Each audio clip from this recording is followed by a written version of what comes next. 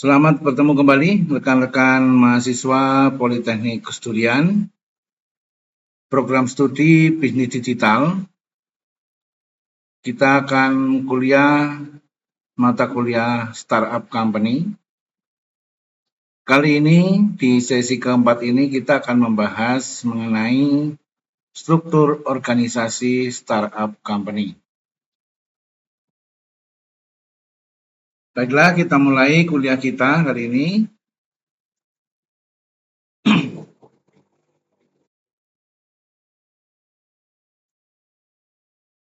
Banyak hal yang harus dipersiapkan untuk membangun perusahaan startup alias perusahaan rintisan apapun bidang bisnisnya.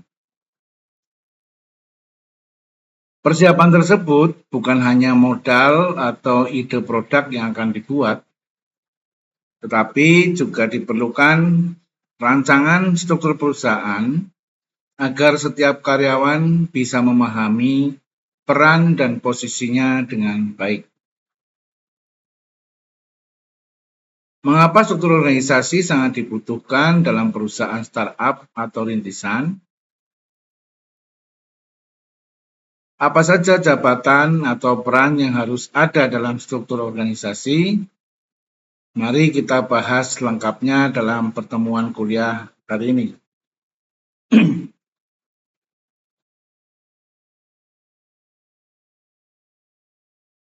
Ada baiknya kita memahami apa itu struktur organisasi dan fungsinya terlebih dahulu. Struktur organisasi merupakan grafik yang menggambarkan hierarki atau peran beberapa orang yang terlibat dalam organisasi atau perusahaan. Grafik ini terdiri dari beberapa komponen, seperti jabatan, pembagian kerja, dan cara mengkoordinasi pembagian tugas dalam perusahaan. Setiap perusahaan membutuhkan struktur organisasi agar bisa mencapai tujuan yang telah ditetapkan pada masa depan.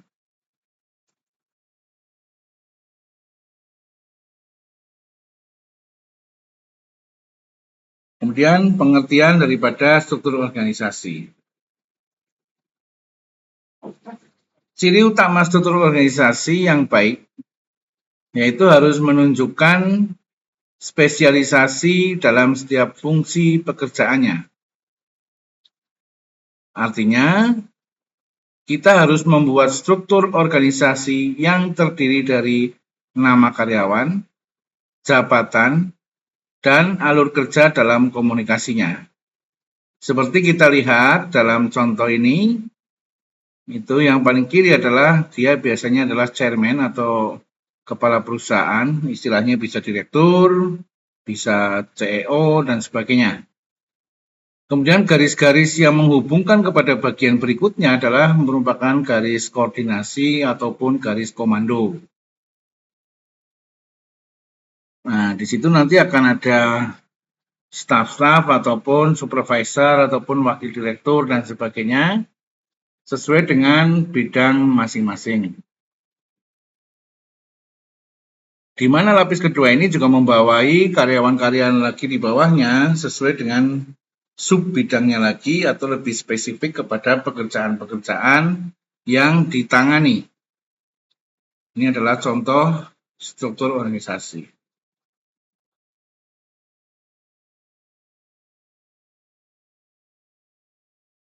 Kemudian manfaatnya apa sih struktur organisasi bagi perusahaan startup itu? Meskipun organisasi perusahaan startup adalah perusahaan yang baru merintis, namun membuat struktur organisasinya tetap sangat penting. Struktur organisasi perusahaan startup ini mencakup kedudukan, fungsi, tanggung jawab, hak dan kewajiban dari setiap individu di dalam divisi ataupun departemen terkait agar nantinya perusahaan bisa berjalan lebih efisien dan lebih efektif.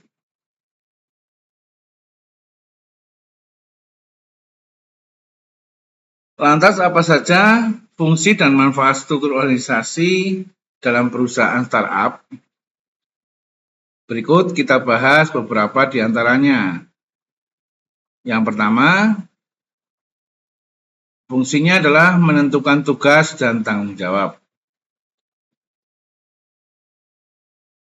Struktur organisasi dapat membantu menentukan tugas dan tanggung jawab setiap karyawan dalam perusahaan startup. Hal ini akan memungkinkan karyawan untuk fokus pada pekerjaan mereka dan menghindari tumpang tindih tugas yang dapat menghambat produktivitas.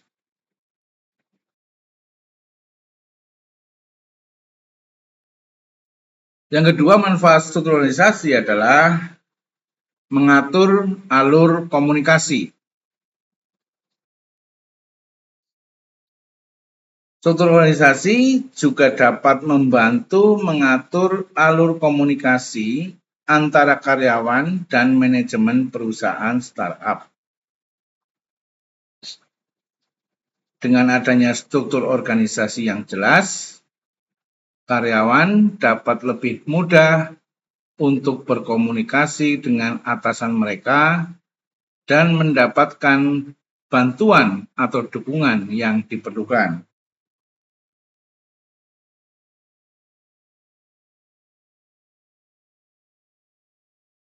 Manfaat yang ketiga adalah meningkatkan efektivitas operasional perusahaan startup. Dengan adanya struktur organisasi yang efektif, dapat membantu meningkatkan efektivitas operasional perusahaan startup dan juga memastikan bahwa setiap bagian dalam organisasi perusahaan dapat beroperasi dengan efektif dan saling terkait satu sama lain.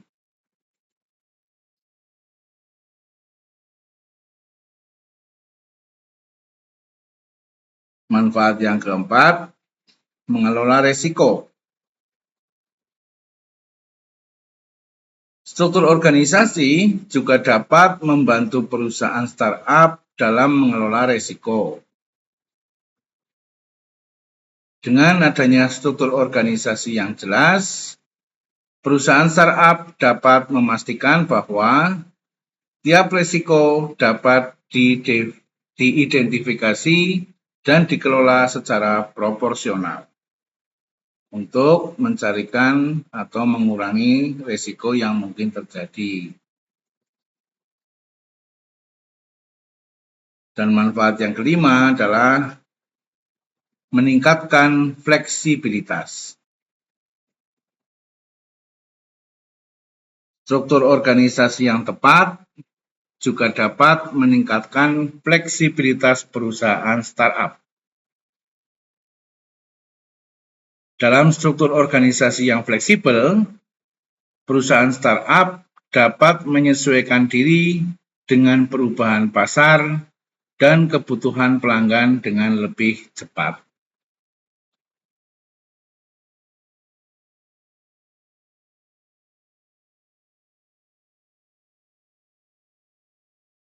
Singkatnya, struktur organisasi yang baik dan efektif sangat penting bagi perusahaan startup karena dapat membantu meningkatkan efektivitas, efisiensi, dan kemampuan perusahaan untuk mencapai tujuan bisnisnya.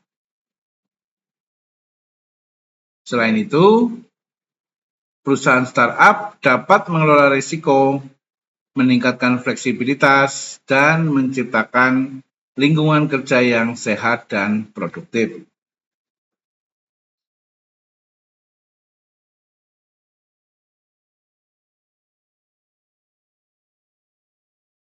Pembahasan berikut adalah komposisi struktur organisasi perusahaan startup.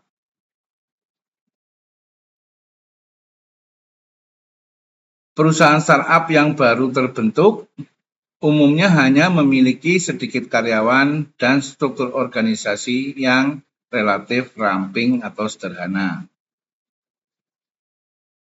Namun, seiring berkembangnya, maka struktur organisasi startup akan lebih kompleks lagi dan memerlukan pemasaran yang lebih luas. Setidaknya ada 6 posisi inti yang perlu ada dalam struktur organisasi startup.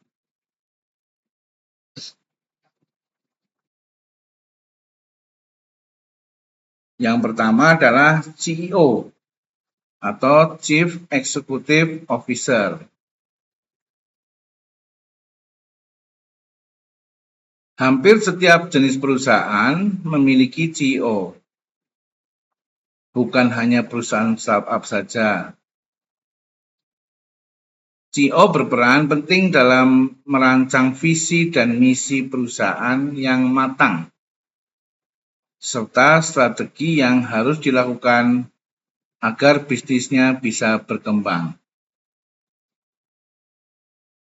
Selain itu, CEO juga harus menjaga hubungan baik dengan berbagai pihak eksternal, terutama pihak investor.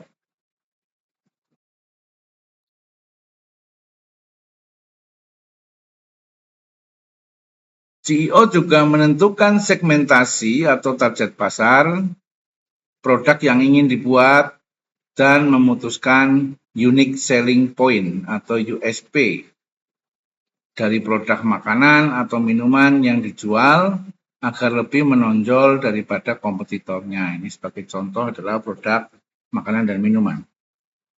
Unique selling point adalah kondisi atau situasi atau karakter yang unik, yang sangat spesifik, yang bisa kita jual kepada konsumen atau pelanggan. Ini nanti yang akan membedakan dengan produk-produk pesaing kita. Mungkin jenis produknya sama, tapi kita mempunyai unique selling point sendiri. Ya, baik itu di berbagai produk, bisa produk kuliner, bisa produk-produk manufaktur maupun produk-produk jasa. CEO juga harus menjalin kemitraan, memutuskan pilihan, menetapkan anggaran, melakukan akuisisi, serta membuat tim yang sesuai dengan kebutuhan perusahaan agar bisa mencapai target rencana yang sebelumnya sudah dibuat. Jadi CEO ini adalah pilotnya ya. Di balik perusahaan yang sukses, akan selalu ada tim dan individu yang berkualitas. Seorang CEO harus mampu menempatkan karyawan pada posisi yang tepat dan memaksimalkan timnya secara kontinu agar perusahaan memiliki kinerja yang baik dan mampu mencapai target. Selain itu, seorang CEO pun harus bisa memprediksi tren pasar dari produk yang akan dibuat. Jangan sampai produknya kehilangan konsumen di pasar. Nah, tadi diperlukan adanya karakter khusus atau karakter unik ya sebagai selling point kita.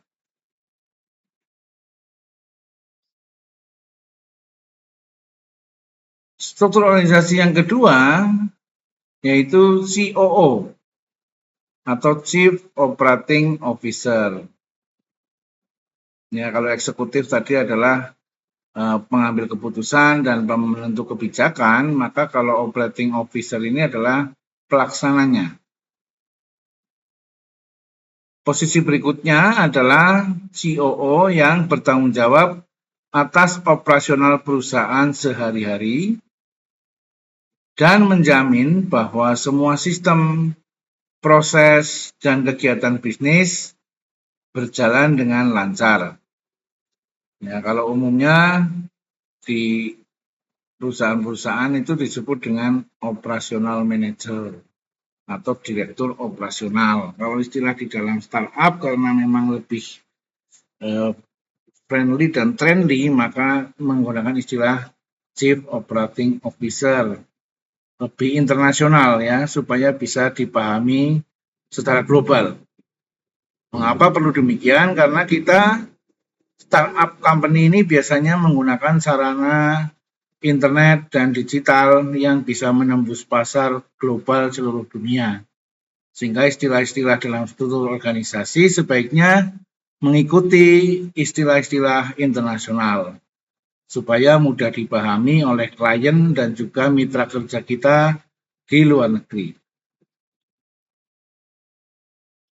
COO tentu saja merupakan orang yang sering berkoordinasi dengan CEO dalam menjalankan strategi dan visi perusahaan.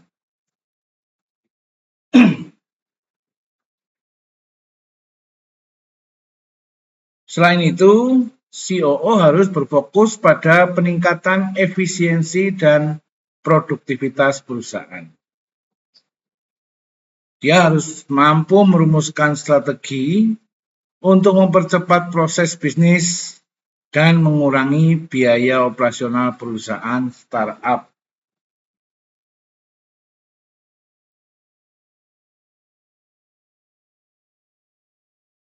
Posisi ketiga adalah CFO atau Chief Financial Officer. Berikutnya adalah CFO atau Chief Financial Officer yang bertanggung jawab atas manajemen keuangan perusahaan. Dia mengawasi seluruh proses, mulai dari perencanaan, penganggaran, hingga laporan pengelolaan keuangan perusahaan.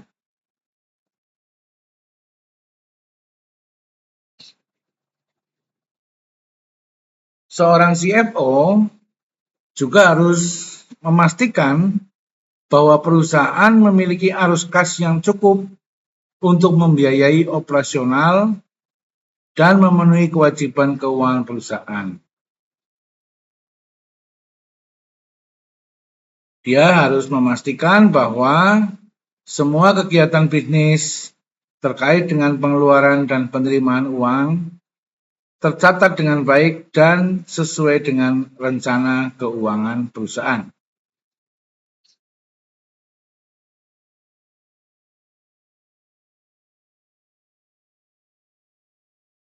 Peran CFO di dalam struktur organisasi startup tidak hanya mengelola manajemen finansial perusahaan. Mereka juga mempunyai tanggung jawab atas perkembangan perusahaan, membuat hubungan yang baik dengan berbagai pihak, khususnya investor, serta menjelaskan nilai perusahaan secara lebih terukur.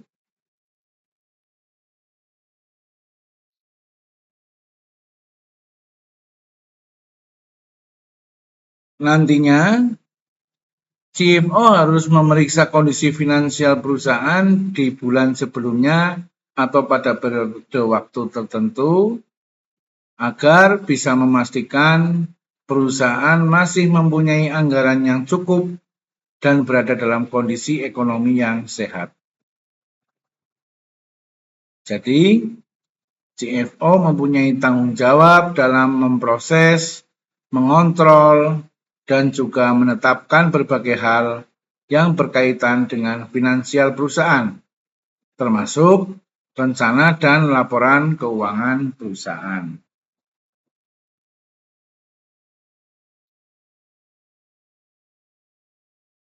Yang keempat adalah CTO atau Chief Technology Officer. Posisi CTO ini sangat khas ada di dalam startup company. Karena startup company biasanya menggunakan fasilitas teknologi tinggi dan internet dan juga digital di semua operasional perusahaan. Sehingga ini yang menjadi pembeda antara perusahaan konvensional dan startup company. Selanjutnya adalah posisi CTO atau Chief Technology Officer. Dialah yang bertanggung jawab atas pengembangan produk dan teknologi perusahaan. Dia harus bisa memastikan bahwa produk yang dikembangkan berkualitas tinggi, inovatif, dan relevan dengan pasar.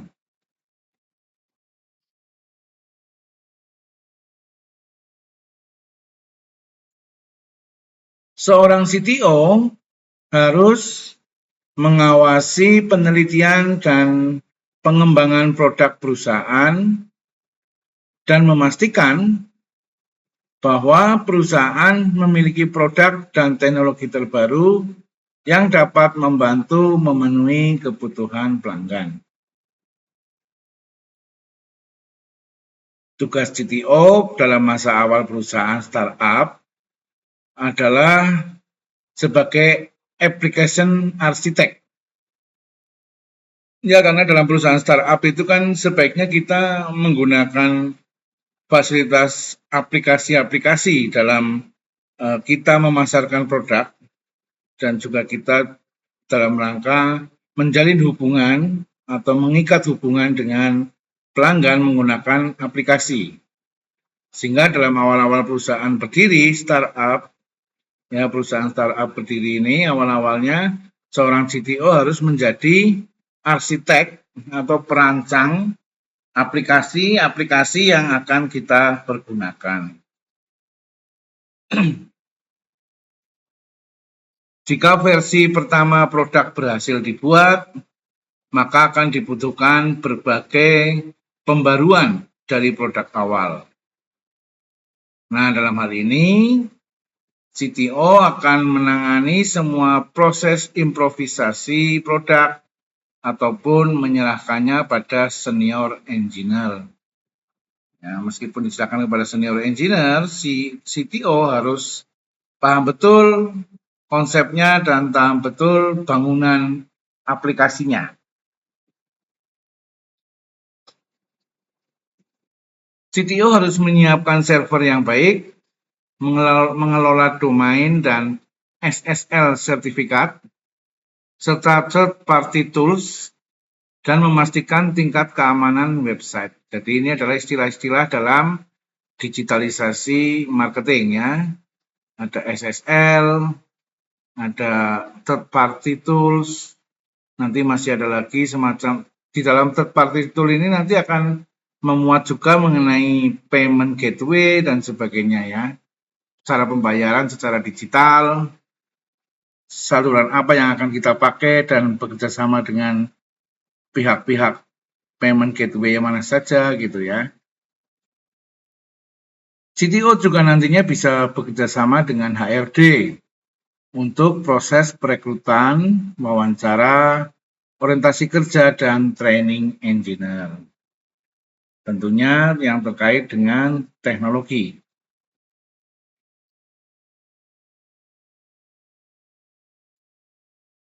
Yang kelima adalah CMO atau Chief Marketing Officer.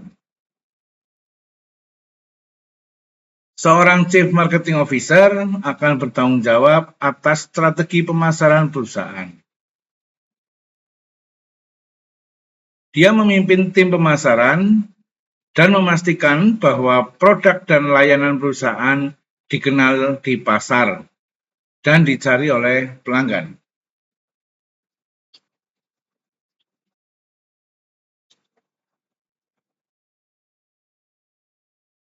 CMO juga bertanggung jawab atas pengembangan dan pengelolaan brand market perusahaan.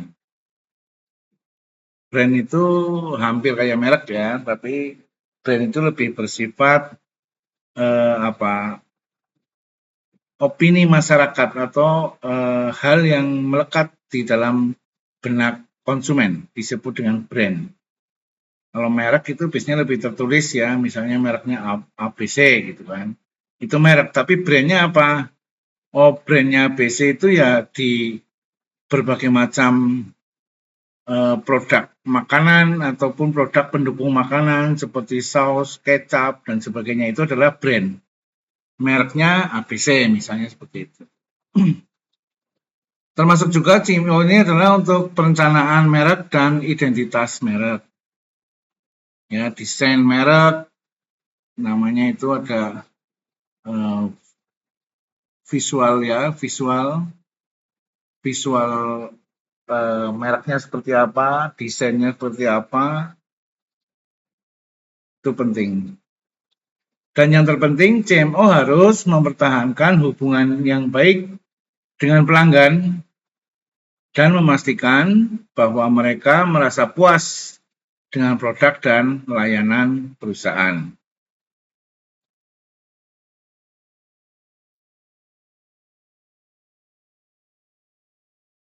CMO mempunyai peran yang sangat penting dalam meningkatkan brand awareness dan juga retensi target market, dan juga memimpin strategi pemasaran yang lebih efektif. Tugas lain dari CMO adalah membuat campaign marketing dan melakukan riset pasar. Ini juga menjadi bagian dari tugas utama CMO. Saya akan terangkan sedikit di sini mengenai brand awareness. Ya, brand awareness adalah tentang kepuasan terhadap merek kita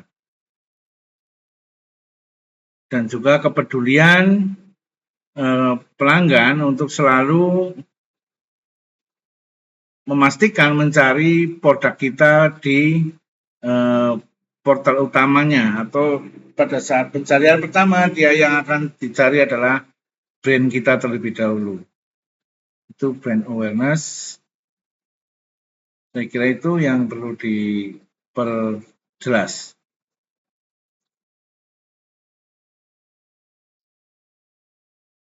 Selanjutnya posisi ke-6 adalah CPO atau Chief People Officer.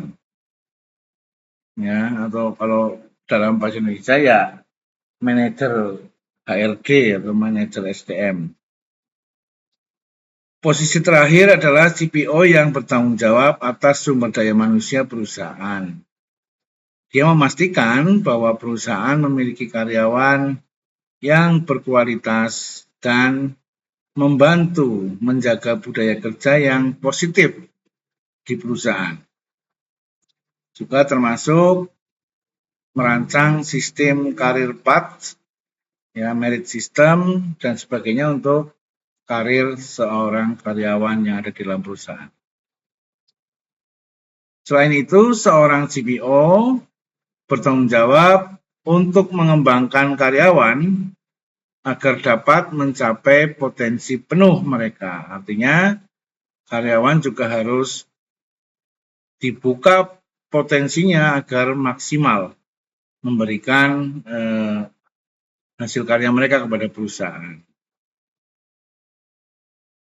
Dia harus menetapkan program pelatihan dan pengembangan yang efektif, serta membantu karyawan dalam mengembangkan keterampilan mereka. Ya, itu adalah tugas dari CPO atau Chief People Officer.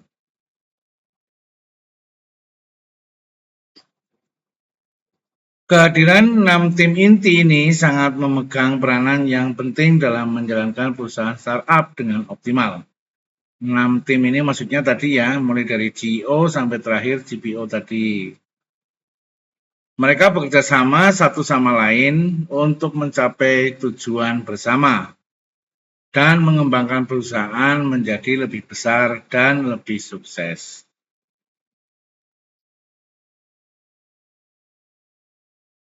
Kesimpulannya, walaupun dalam tahap awal pembuatan startup, jumlah karyawannya masih sedikit, namun membuat struktur organisasi startup menjadi hal yang sangat penting. Ya, ini tidak baku, jadi mungkin teman-teman kalau membuat startup bisa polanya berbagai macam struktur yang diperlukan, tetapi 6 fungsi ini paling tidak harus tertangani. kita bisa menggunakan struktur organisasi startup berjenis flat. Ya, flat artinya semua karyawan startup mempunyai tanggung jawab dan tugas berdasarkan setiap fungsinya sendiri. Ya. Dalam tahap awal pembuatan perusahaan startup, umumnya struktur organisasi startup akan diisi oleh CEO, CTO, CFO, CMO, dan juga COO. Selain tugas chief ini harus dilaporkan kepada CEO.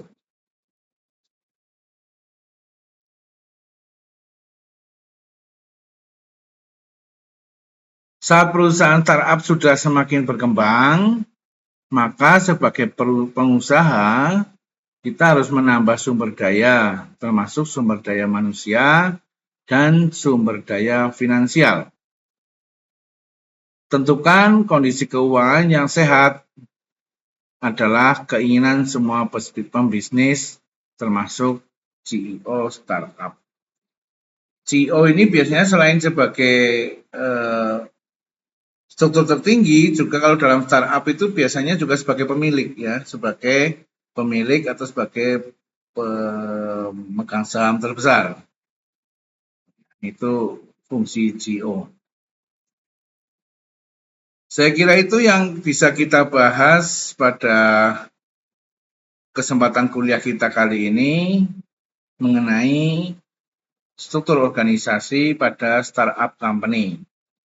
Ya, hal-hal yang perlu dipertanyakan bisa ditanyakan di dalam kolom komentar maupun ditanyakan di dalam WA group mata kuliah. Atau bila perlu kita diskusi tatap muka di kampus. Subscribe bagi yang belum subscribe channel saya. Kemudian like dan share kepada banyak orang. Siapa tahu yang kita bahas pada malam hari ini bisa memberikan manfaat juga kepada banyak orang. Berkomentar pada kolom komentar untuk mahasiswa Politeknik Pesuruan sebagai bukti kehadiran kuliah. Saya kira demikian, terima kasih atas perhatiannya. Kita akan bertemu lagi pada kuliah-kuliah berikutnya.